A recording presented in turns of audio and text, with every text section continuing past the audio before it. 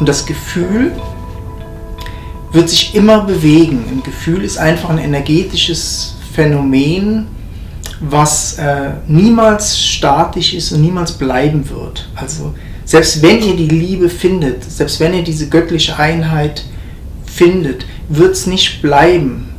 Es bewegt sich. Das Gefühl davon wird sich bewegen und ihr werdet es wieder verlieren und wieder was anderes kommt. Also wir müssen uns eigentlich in die Dimension mit reinnehmen, die wie außerhalb, wir sagen mal so, außerhalb von Objekten ist. Objekten und Gefühlen. Wir suchen in den Objekten oder in den Gefühlen eigentlich diese Erfüllung oder das, was wir sind. Obwohl wir gar nicht wissen, ob wir wirklich nach unserer wahren Natur suchen. Ne? Also wie gesagt, die Sehnsucht ist eigentlich nach irgendeinem Frieden, nach Freiheit, die nach Ankommen. Ja, nach so einem Ankommen. Ne? Und da hat es irgendeine Weisheit drin. Also die ist nicht einfach nur so falsch. Irgendwas läuft wie nicht so richtig. Also es ist wie, es will uns wie so nach Hause holen. Also es ist wie so ein Samen eingeimpft worden, dass es wie so mehr gibt. Also dass es mehr gibt, dass es eine tiefere Dimension gibt, dass es mehr als das, was sich der Mind vorstellen kann, tatsächlich hier ist. Obwohl man es nicht sehen kann, auch nicht fühlen kann, nicht erdenken kann. Man kann es wie nur sein. Und von diesem Sein ist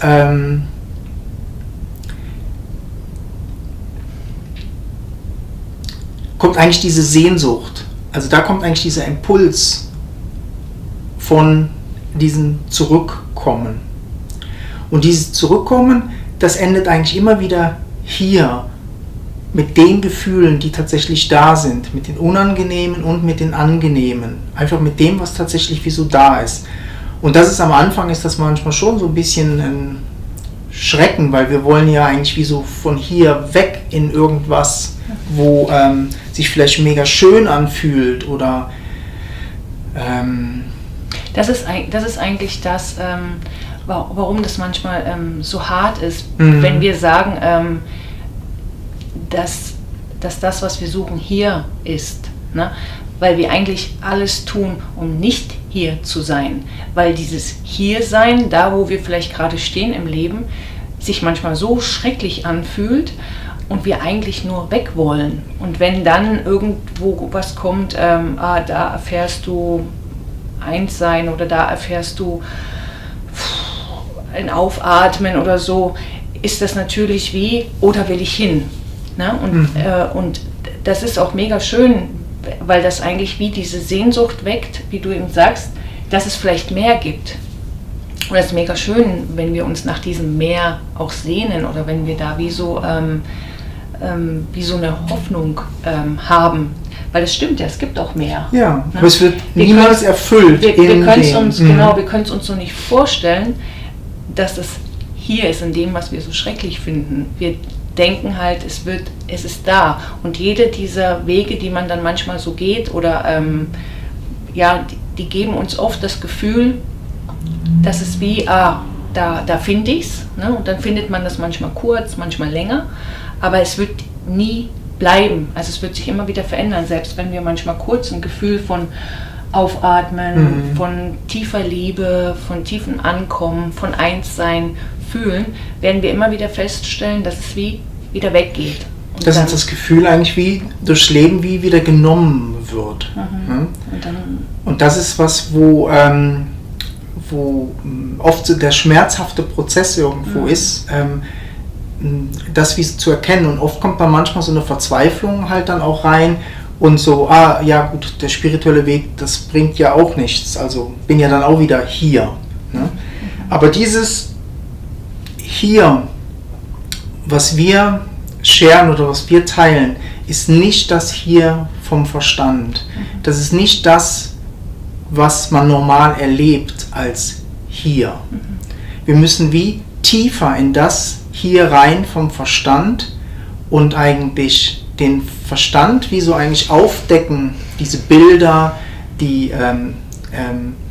es ist wie so ein Filter eigentlich, wie ein Filter drüber, dass wir die Realität, das was tatsächlich da ist und unsere wahre Natur ist, wie nicht erleben können, nicht erfahren können, weil diese Filter einfach wie da sind.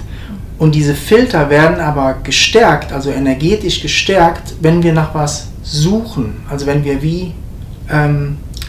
es kommt wieder ein neuer Filter drauf, das da. Bis wir eigentlich an einen Ort kommen oder so, wo wir uns die Zeit nehmen, mal anzuhalten.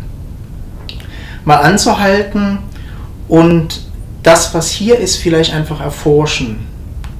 Dass wir das Denken erforschen, die Gefühle erforschen, dass wir unsere Wahrnehmung wie so schulen, dass wir wie so einen gewissen Abstand wie so reinbekommen, dass wir anfangen, unsere Gedanken wie wahrzunehmen mit einem Abstand, die Gefühle wahrzunehmen, wie sie eigentlich energetisch sich ankommen und wieder auflösen.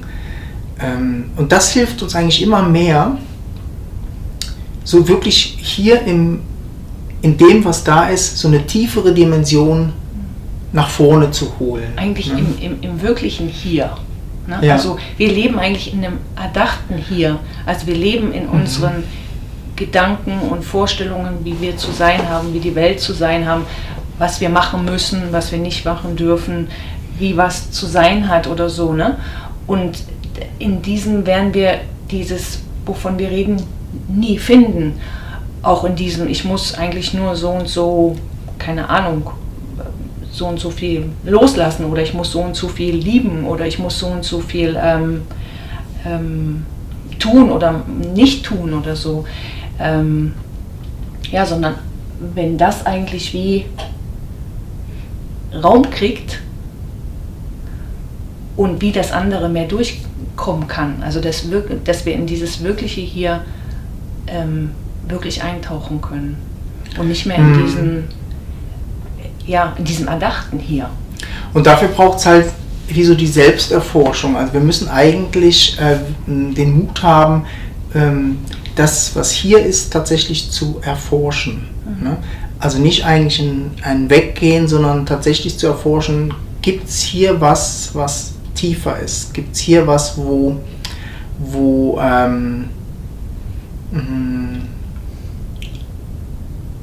was ist gerade tatsächlich da? Und dann kommen wir automatisch eigentlich als erstes an den Körper heran, halt die Körperempfindungen kommen, die Gefühle sind da und merken, das ist eigentlich, vor dem ich eigentlich auch weglaufe. Also das zu fühlen, was tatsächlich da ist wie manchmal unangenehm. Also es sind so unangenehme Gefühle und so. Und wenn wir aber lernen, diese unangenehmen Gefühle wie tatsächlich zu erforschen, einfach wirklich zu schauen,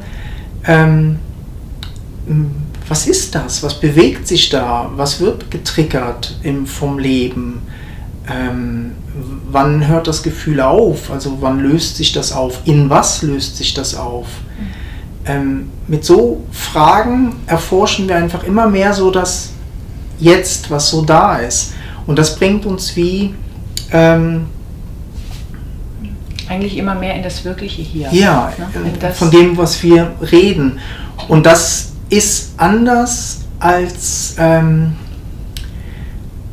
dieses Schreckliche hier, was sich das Denken manchmal so von mein Leben vorstellt. Das ist schon manchmal schrecklich. Dieses hier vom Denken ist manchmal wirklich tatsächlich nicht zum Aushalten. Oder langweilig. Ja, genau, oder langweilig. Oder was auch immer, ne? Ja. Und unsere Wahrnehmung ist aber so geschult irgendwo drauf, auf die Objekte eigentlich zu gehen, auf alles Mögliche zu reagieren, was tatsächlich vorne abläuft, dass wir dieses dieses Nichts eigentlich, was wie so da ist, gar nicht wahrnehmen. Also allein schon diese räumliche Distanz, die tatsächlich da ist. Also ist jetzt auch eine Distanz da von uns hier vom Bildschirm zu dir, der das wahrnimmt. Da ist wie so eine Distanz da, ist so eine Leere da. Es ist wie so, der Verstand würde jetzt sagen, ja, da ist ja nichts. Ne? Aber dieses Nichts, das ist eigentlich das, was uns sehr interessiert und das, was wir eigentlich wie teilen oder scheren wollen. Dieses Nichts ist wie so das Tor. Da ist eigentlich wie das Mysterium eigentlich wie so drin. Aber sobald ihr immer nur auf das Bild schaut, was hier ist, weil das, was hier redet, das ist das Nichts. Und das Nichts wird aber nicht gesehen, weil nur auf die Erscheinung eigentlich geachtet wird. Es wird eigentlich wie auf die Erscheinung geachtet und gar nicht wahrgenommen, da ist ja wahnsinnig viel Raum drumherum, um diese Objekte. Und diese Erscheinung, die jetzt hier ist, die geht und kommt. Es kommen andere Worte raus. In dieser Erscheinung werdet ihr eigentlich niemals die wahre Natur finden oder erkennen. Also muss unsere Wahrnehmung wie zurückgenommen werden. Wir sagen jetzt mal zurückgenommen werden. Man kann auch rein gehen, man kann genauso rein oder zurück oder nach links oder rechts. Das ist eigentlich nur so eine Wortspielerei, aber wir sagen jetzt mal, wie so zurückgenommen werden, dass wie so diese umfassende Wahrnehmung wie deutlicher nach vorne kommen kann. Also wenn die Objekte nicht mehr so interessant oder als wichtig empfunden werden, weil das Erforschen wie eigentlich tiefer geht, kommt eigentlich die Wahrnehmung von diesem Nichts wie stärker raus. Und plötzlich ist das wird so still. Es wird so still, weil ihr euch nie bewegt. Also unsere wahre Natur ist keine Bewegung da. Die ist glasklar. Die ist rein, die ist frei. Die ist wie so da, ganz still. Und deshalb wird sie übersehen. Ne? Es wird wie so übersehen, weil wir uns nach diesen Objekten immer orientieren, nach der nächsten Mohrrübe suchen. Nach dem nächsten Gedanken, der kommt, ne? Nach dem nächsten vielleicht Gefühl, das kommt, oder nach dem nächsten Wort, was gesagt wird. Darauf stürzt sich sofort die Wahrnehmung und kann gar nicht wahrnehmen, dass eigentlich zwischen jedem Wort die Stille ist. Oder dass dieses Nichts, wovon du redest, ne? Oder dass zwischen den einzelnen Gedanken auch dieses Nichts ist oder diese Stille. Und weil wir eigentlich gar nicht gewohnt sind, auf das zu achten, auf die Distanz jetzt zwischen dem Bildschirm vielleicht und dir. Ne? Oder vielleicht steht da irgendwo ein Schrank, kannst du mal den Schrank angucken und gucken, das ist auch eine Distanz. Und nimmst du den Schrank wahr oder nimmst du die Distanz wahr? Nimmst du das, was dazwischen ist, wahr? Ne? Was passiert denn, wenn du einfach mal die Distanz wahrnimmst und nicht den Schrank? Wie fühlt sich das an? Und genauso ist es halt dann mit den Gefühlen oder mit den unangenehmen Sachen, mit den unangenehmen Gedanken und so. Wenn die Raum bekommen, also wenn es euch weniger interessiert, was gefühlt wird, sondern mehr dieses Erforschen von dem Gefühl, kriegen die Gefühle und der Körper plötzlich Raum. Also plötzlich darf der Körper fühlen. Er darf wie so fühlen, was er fühlen will. Die Gedanken dürfen denken, was sie denken, weil ihr sucht nichts mehr in den Gedanken. Ihr sucht nicht die Erfüllung in den Gedanken. Genauso wenig sucht ihr die Erfüllung in den Gefühlen. Ihr werdet euch immer, wir alle, werden immer komische Gefühle haben und schöne Gefühle. In den Gefühlen gibt es keine Erfüllung. Es ist nicht, dass ein beständiges Gefühl gibt oder da ist. Es gibt kein beständiges Liebesgefühl. Wird es nicht geben. Das ist ein energetisches Hoch und Runter. Es kommt wieder eine neue Erscheinung. Und in diesen Erscheinungen wird keiner je das finden. Nur wenn man die Freiheit den Objekten lässt. Also man lässt das erscheinen, fühlt das, lässt es wieder sich auflösen und durch diese Wahrnehmungsänderung kriegen wir immer mehr Raum und weiter eigentlich wie mit, wo drumherum ist. Also es ist plötzlich wie so viel Weite in unserem Körper irgendwie da. Deshalb darf der auch da sein. Er darf auch wie nicht perfekt sein. Die Gedanken dürfen auch, die kriegen wie so plötzlich Raum. Und durch diesen Raum wird das alles ruhiger. Das ist so das Mysterium eigentlich noch. Ne? Der Körper wird wie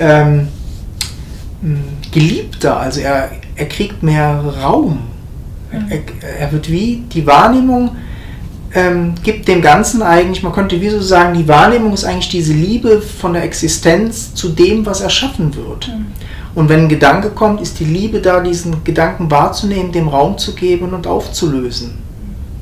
Und genauso also man hat ja sonst immer so das Gefühl, es ist falsch, wenn ich auf dem spirituellen Weg bin und ich habe Wut oder ich habe blöde Gedanken. Es gibt ja auch viele Leute, die haben auch schreckliche Gedanken oder so, ne? Und man fühlt sich dann so schuldig und schlecht, wenn man diese Gedanken oder Gefühle hat. Und wenn du aber vielleicht wie hörst oder wie, wenn du erforscht, dass in dem, wie so das alles, also dass das Liebesgefühl sich genauso auflöst und verändert, wie vielleicht das Gefühl von Wut oder von Nichtfühlen und dass das genauso da sein darf in dem, was wir sind und sich da genauso wieder auflöst, wie das Gefühl von alles ist okay oder alles ist schön, dann geht auch das weg, ich bin falsch, also es kann wie so sich ausruhen. Ne? Es ist wie so, es darf jetzt auch mal Wut da sein. Das muss ja nicht, dass die 100 Stunden da ist, sondern dass die sich da wie auch mal ausruhen darf, dass die auch mal da sein darf, dass auch mal ein negativer Gedanke da sein darf, dass ein Gefühl von Gefühllosigkeit da sein darf. Ne? Das ist wie aber umso mehr halt dieses Gekämpfe, ne, gegen ja. Also umso mehr dieser Abstand wie reinkommt, also dieser Abstand, wir meinen nicht Abstand und das ist immer noch für uns immer so deutlich, wie manche irgendwo sagen, das Leben läuft dann da halt so ab und hier ist nichts mehr, das ist nicht so unser Ansatz. Da ist eine wahnsinnige Schönheit in diesen ganzen Erscheinungen, in dem Körperlichen, in diesen Gefühlen und so. Und die Wahrnehmung nimmt das eigentlich wie so liebevoll, eigentlich wie so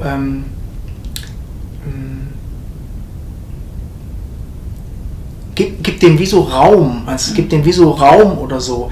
Da ist eigentlich wie so keine Trennung da, weil im tieferen Erkennen erkennt ihr, dass dieses Gefühl, dieser Gedanke, der Gedanke von dem anderen, der Baum, der Schrank, das Sofa, alles eigentlich aus eurer wahren Natur erscheint. Also es kommt aus diesem Nichts heraus, was tatsächlich da ist und was ihr seid.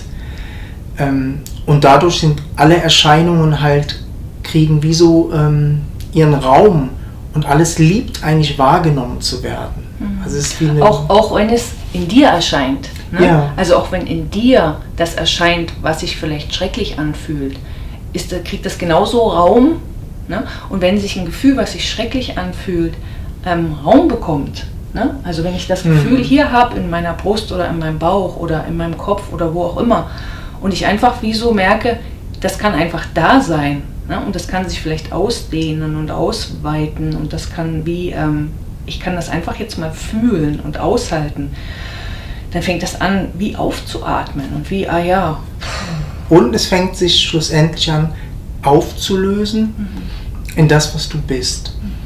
Und dieses Erkennen kann jedes Mal eigentlich wie so passieren, dass du wie so mehr bist als der Körper, mehr bist als die Körperempfindung, mehr bist als dieses Gefühl, mehr bist als dieser Gedanke. Und das weicht eigentlich diese ganzen Filter, wie so auf. Also wenn wir dem Leben eigentlich Platz geben, wenn wir dem Platz geben, was tatsächlich hier ist, erscheint eine Realität, von der das Denken überhaupt keine Ahnung hat. Es hat eine Tiefe, das Leben hat eine Tiefe, eine wahnsinnige Lebendigkeit ist in diesem Nichts drin. Dieses Nichts, was fürs Denken vielleicht, nur weil es nicht wahrnehmbar ist, belanglos ist, aber aus diesem Nichts kommst du. Du kommst aus diesem Nichts. Dieses Aufatmen, was kommt, dieses Auflösen eigentlich in dieses Nichts, was da ist, das wird eigentlich Erwachen oder Erleuchtung genannt. Es löst sich auf in dieses Nichts und das Nichts erkennt eigentlich, dass es ist. Nur da, also dieses Namenlose, das Absolute ist tatsächlich da. Und das ist das, was schöpft, das ist das, was schöpferisch ist und wieder verschwindet. Das ist da, wo der tatsächliche Frieden eigentlich so drin liegt, diese Stille, die da ist. Und jedes Gefühl und jeder Gedanke entspringt eigentlich aus dem. Also jeder Körper, jeder Stuhl, alles entspringt aus dem. Und das zu erfahren und zu leben und zu erkennen, ist eigentlich so diese Herausforderung eigentlich so in diesem Leben, dass das halt wie so durchreflektiert, dass das Nichts durch diesen Körper, durch den Körper, durch Pratibhas Körper, durch das Sofa, immer mehr wie durchscheint, also dass das wie so eigentlich erkannt wird. Manchmal sieht man bei Blumen oder so, ne, so diese Durchsichtigkeit. So eine Blume sind ja so zart, also da sind die Farben halt und so, da ist so eine Zartheit da. Und die Schönheit ist eigentlich dieses Durchscheinende. Also es ist wie so ganz fein, scheint eigentlich die wahre Natur von einer Blume wie so durch. Ne? Und in der Natur kann man das oft noch irgendwo so sehr, sehr schön erkennen. Aber im Festen fällt es uns wie so schwieriger. Ja, ne? im Fest und auch in so, deshalb immer diese Angst vor diesen negativen Gefühlen. Ja. Also auch in negativen Gefühlen ist das drin, in der Wut, in dem Ärger, in dem Hass, in keine Ahnung, da ist das auch. Ja. Ne? Und wir denken immer, das ist nur in der Liebe oder in der Freude. Ne? Und das ist wie, für den Verstand ist das überhaupt nicht... Und das ist irgendwie mindblowing, ne? Also diese Durchsichtigkeit von dem Nichts, tatsächlich, dass die auch im Krieg da ist, ne? Dass die auch, dass die da ist, dass die die Natur ist, wie so von allem. Das ist einfach mindblowing. Wir werden das einfach wie nicht verstehen, warum das so ist, warum das in den negativen Gefühlen genauso ist wie in den positiven Gefühlen. Wir können euch nur wie so einladen, den Weg manchmal wie ein bisschen zu gehen, um ihr selber erfahrt, dass irgendwann nicht mehr unterschieden wird zwischen diesen positiven oder theoretisch negativen Gefühlen. Es nur eigentlich immer dieses Auflösen, das ist, wo alles aufatmet. Eigentlich dieses Nichts wie so aufatmet. Ne? Es löst sich alles auf. Der größte Streit, der größte Krieg, die größte Liebe wird sich auflösen in dieses Nichts. Und das ist da, wo eigentlich der tatsächliche Frieden eigentlich halt drin ist. Und den,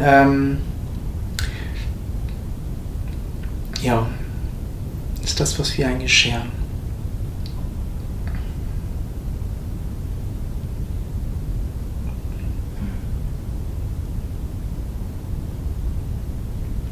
Und das ist eigentlich das, wo wir halt am Anfang angefangen haben, unsere Sehnsucht. Ja. Unsere Sehnsucht ist einfach genau in das Gefühl, in das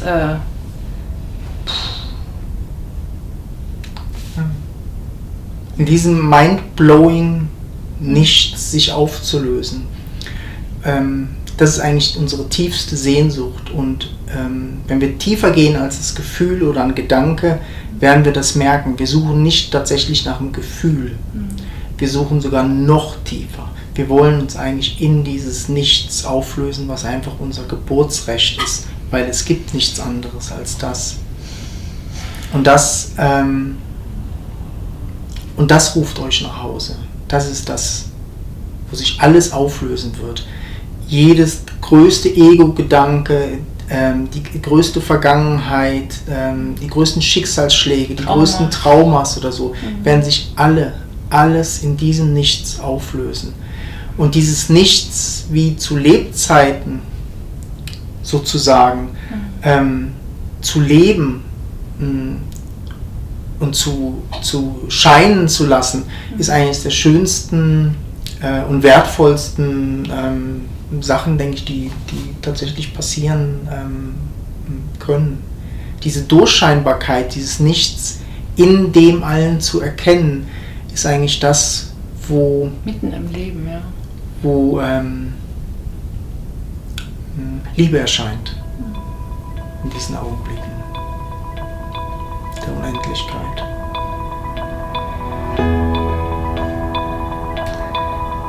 Ja.